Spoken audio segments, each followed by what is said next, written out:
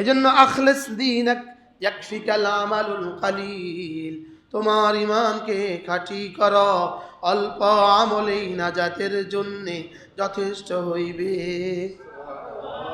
মুখস্থ করেন, আখলিস দীনাক, বলেন আখলিস দীনাক ইয়াকফিকাল আমালুল কালিল, তোমার ঈমানকে খাঁটি করো, অল্প আমলেই নাজাতের জন্য যথেষ্ট হইবে। এজন্য ঈমানের প্রশ্নে কোনো আপোষ নাই। বলেন, ঈমানের প্রশ্নে কোনো কি নাই? আমাকে কোরআন মতো চলা লাগবে, আমাকে হাদিস মতো চলা লাগবে, আমাকে ইজমা মতো চলা লাগবে, আমাকে কিয়াস মতো চলা লাগবে। এই চারটার সমন্বয় যে দিন, আমাকে ওই দিন মতো চলতে হবে। মনে থাকবে ইনশাআল্লাহ? না, আজকে আর বেশি ওয়াজ হবে না, আজকে চারটা শুধু মুখস্থ করো।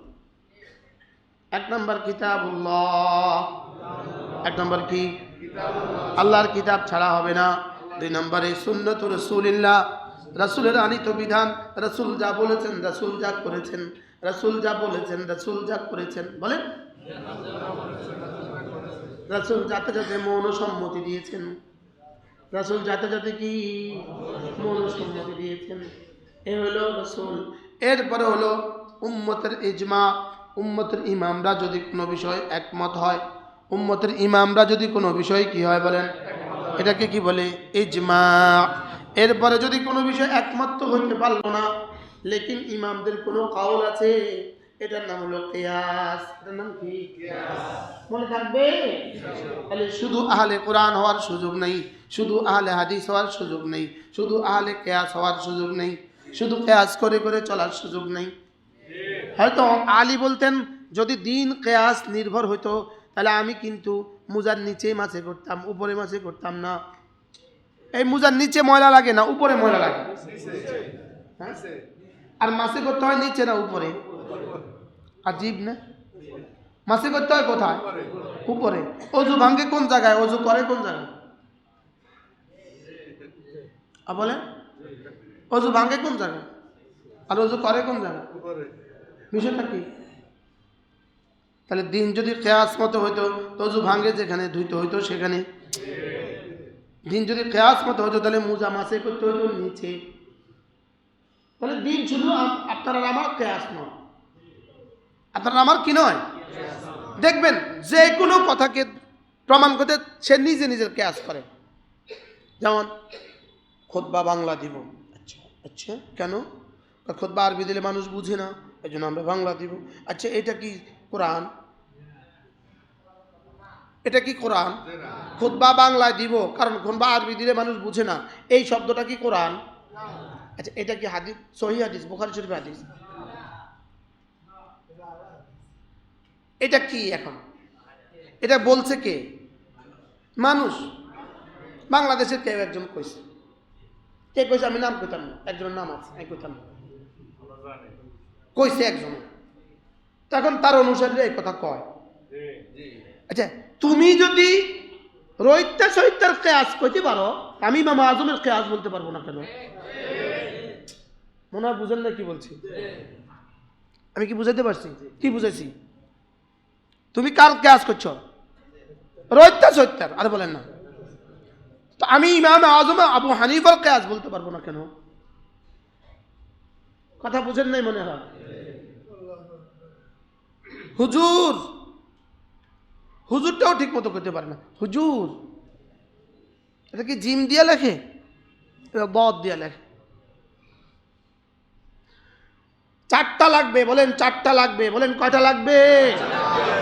এই 4টা ছাড়া নামাজ পূর্ণাঙ্গ হবে না, এই 4টা ছাড়া যাকাত পূর্ণাঙ্গ হবে না, এই 4টা ছাড়া রোজা পূর্ণাঙ্গ হবে না, এই 4টা ছাড়া ইসলাম পূর্ণাঙ্গ হবে না। এই 4টা ছাড়া ইসলাম পূর্ণাঙ্গ কি হবে না? আপনারা মনে হয় বুঝে উঠতে পারতেছেন না বিষয়টা কি। দেখছেন আপনারা কত দূরে সরে গেছেন। আমরা না পড়তে না পড়তে কত দূরে সরে গেছি। বাস্তব না বাস্তব? দিন থেকে দিন চর্চা করতে না করতে আমরা এত দূরে সরে গেছি। এই জন্য খোদা না খাস্তা কোরআন মানে হাদিস মানে না, সেও মুরতাদ। হাদিস মানে কোরআন মানে না, সেও মুরতাদ। কোরআন মানে হাদিস মানে না, সে কি? হাদিস মানে কোরআন মানে না, সে কি? আর হাদিস মানার কথা রব বলেছেন, কোরআনে কারিমে বলেছেন। তাহলে হাদিস না মানা মানে কোরআনের ওই কথা না মানা, আর কোরআনের ওই কথা না মানা মানে কাফের হয়ে যাওয়া।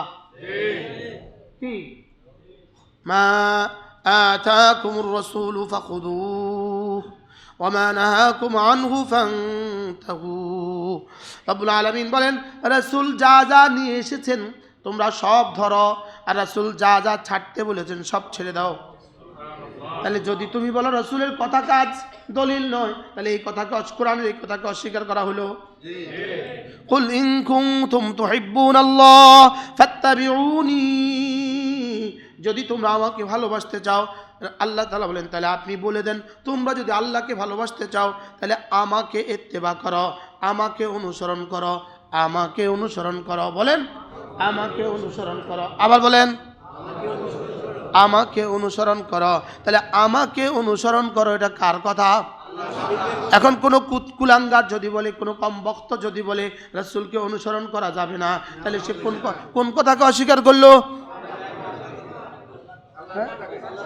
আল্লাহর কথাকে অস্বীকার করলে ঈমান থাকে না যায়? তাহলে অথচ কি মিষ্টি স্লোগান, আমরা হিজবুল কোরআন, আমরা কোরআনওয়ালা। আবার কত মিষ্টি স্লোগান, আমরা হিজবুত তাওহীদ, আমরা তাওহীদওয়ালা। ভুয়া। এটা হলো বেগুনের মতো বেগুন, এটা হলো বেদানার মতো বেদানা, বেদানা দানায় দানায় ভরা বেদানা, শিরিকে শিরিকে ভরা হিজবুত তাওহীদ। কি হ্যাঁ, কোরআন মানে না, নাম দিছে আহলে কোরআন। কোরআন মানলে হাদিস না মেনে উপায় নাই, কোরআন না মানলে ইজমা না মেনে উপায় নাই, কোরআন না মানলে কিয়াস না মেনে উপায় নাই। তার প্রত্যেকটা মানার কথা কোরআন বলেছে। সুবহানাল্লাহ বলবেন না? আমি কি বুঝাতে পারছি আপনাদেরকে? বুঝাতে পারছি? তাহলে একটা আছে একটা নাই, আমাদের হারুন শাহ হুজুর বলে একটা আছে একটা নাই, কোনোটা আছে কোনোটা নাই, হবে না বাপু, হবে না। কি বলছি? একটা আছে কোনোটা আছে। আচ্ছা, অজু শুধু মাথাটা মাসে করলেন না, আর তিনটা করলেন, অজু তো হবে না? 4 ভাগের 3 ভাগ তো হবে। জোরে বলেন না, কদ্দুর হবে? আপনি না 3 ভাগ করলেন, গোসল করার সময় শুধু মাথাটা ধুলেন না আর কি, ফরজ গোসল সময়, আর সবটা করলেন, তো এর দূর ধুইয়াও বুঝি 10 ভাগে 9 ভাগ তো হওয়ার কথা ছিল। হ্যাঁ, হবে না তো। তাহলে কোনটা বাদ দিলে হবে? কোনটা বাদ দেওয়ার কি সুযোগ আছে? ইয়া আইয়ুহাল্লাযীনা আমানু মান ইয়ারতাদ্দা মিনকুম আন দীনিহি, আল্লাহ তাআলা বলেন তোমাদের থেকে কেউ যদি তার দিন ছেড়ে দেয়, এজন্য আপনি নামাজ পড়েন না, আপনি মনে করার কোনো কারণ নাই আপনি ছাড়া দিন চলবে না, মনে করার কোনো কারণ নাই, আপনি মনে করার কোনো কারণ নেই আপনি ছাড়া দিন চলবে না, আপনি মনে করার কোনো কারণ নাই আপনি ছাড়া দিন অচল না। না, আল্লাহকে তোরা আমার লাগবে না, আমি আরেক দল বানাবো। আল্লাহ, আমি কি বানাবো? সারা পৃথিবী যদি জিহাদকে অস্বীকার করে, আল্লাহ তাআলা বলেন তোদের আমার লাগবে না, আমি আরেক দল বানাবো। সারা দুনিয়া যদি নামাজকে অস্বীকার করে, আল্লাহ তোদের লাগবে না, আমি আরেক দল বানাবো।